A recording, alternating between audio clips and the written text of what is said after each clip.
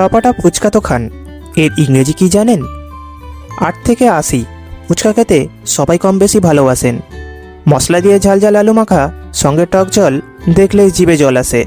জায়গা বিশেষে ফুচকার নানা নাম আছে, যেমন গোলগাপা, পানিপুরি, গুপচুপ ইত্যাদি। তবে বাঙালির কাছে ফুচকা নামই সব থেকে প্রিয়। কিন্তু এত যে ফুচকা বিক্রি হচ্ছে, সবাই লাইন দিয়ে যে দাঁড়িয়ে খাচ্ছে, সেই ফুচকাকে ইংরেজিতে কি বলে জানেন? বেশিরভাগ মানুষই ফুচকার ইংরেজি নাম বলতে পারেন না, তবে ইংরেজিতেও এর নাম আছে বৈকি। ইংরেজিতে ফুচকাকে বলা হয় ওয়াটার বল।